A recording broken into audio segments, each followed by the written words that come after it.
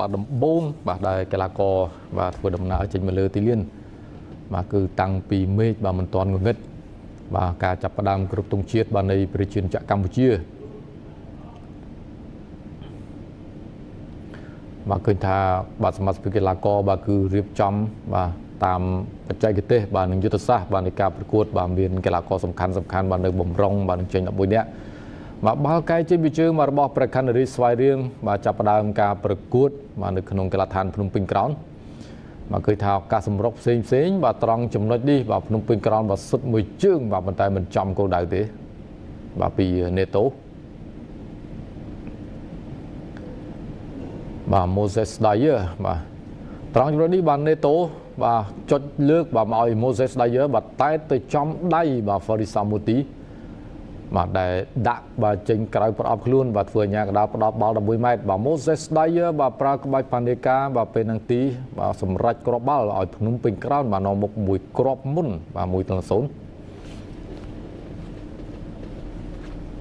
បាទធ្វើឲ្យភ្នំពេញក្រោនបាទនាំមុខនៅនាទីទី19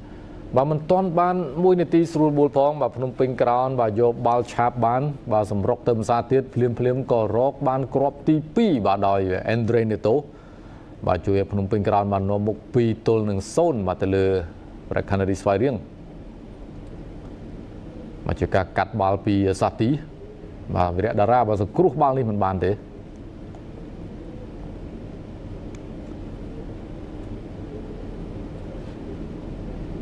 បាទប៉ុន្តែសម្រាប់ការប្រកួតបាទគឺមិនទាន់អស់គ្រាប់ត្រឹមទេបាទក្នុងវគ្គទី1បាទនៅពេលដែលពេលប្រាខ្វាមេបាទតែតាមពីក្រោយមួយគ្រាប់បាទពីការបញ្ជូនរបស់ Corner Shield បាទនៅចុងវគ្គទី1បាទធ្វើឲ្យស្វាយរៀងបាទតាមពីក្រោយ2-1បាទជាមួយនឹងភ្នំពេញក្រោន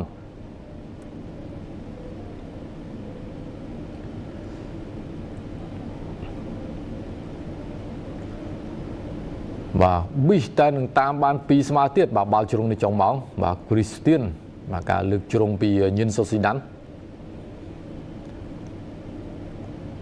បាទឱកាសនៅក្នុងវគ្គទី1បាទក៏អស់ត្រឹមប៉ុណ្ណេះបាទដែលស្វាយរៀងព្យាយាមបុកយ៉ាងណាក៏មិនអាចតាមបានស្មើដែរ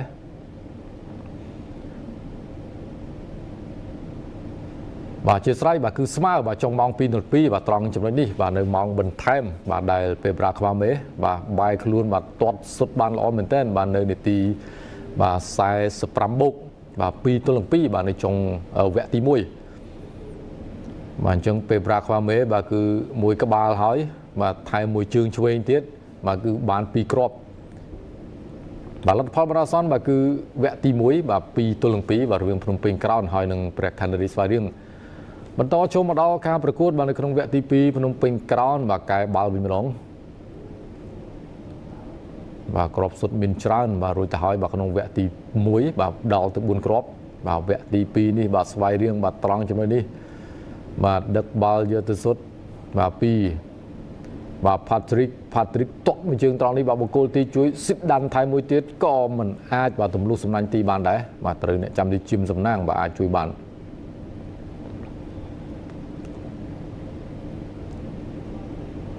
បាទសំណាងសង្គ្រោះបាល់បានច្រើនបាទបើទោះបីជារបូតច្រើនក៏ដោយត្រង់នេះបាទភ្នំពេញក្រោន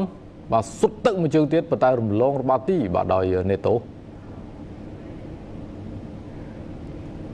បាទការកាត់បាល់ត្រង់នេះបាទបង្គោលទីជួយបានថែមមួយទៀតក៏មិនសម្រេចបាទពីសារ៉េតគ្រីយ៉ាបាទឲ្យទៅ Corner Shield បាទប៉ះបង្គោលទីផងបាទរបាទីផងបាទសម្រាប់ស្វាយរៀង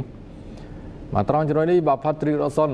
បាទទាត់មួយជើងបាទប៉ះរបាទីហើយថែមមួយទៀតបាទ perfect hat trick បាទពីពេលប្រាខ្វាមេបាទនាំឲ្យស្វាយរៀងបាទនាំមុខបាទវិញម្ដងទៅលើភ្នំពេញក្រោនផល 3-2 បាល់ជាការសុទ្ធបាទរបស់គឹមសុកយុទ្ធសំណាងទះទៅនឹងរបាទីហើយថែមមួយគ្រាប់បានសម្រេចដោយពេលប្រាខ្វាមេបាទត្រឹមនាទី60បាទនាំមុខលើភ្នំពេញក្រោនបាទ 3-2 វិញបាទ perfect hat trick បាទឈ្នះក្រុមលេខ2បាទជាការប្រជែងមួយដ៏សំខាន់បាទវិបកត្រង់នេះបាទ Corner Shield របស់ស្វាយរៀង B តែនឹងមានគ្រាប់ទី4បាទប៉ុន្តែការសុទ្ធមិនចំគោលដៅទេដាច់មកស្អាតមែនទែនខ្សែការពារ3នាក់បាទរត់អត់ទាន់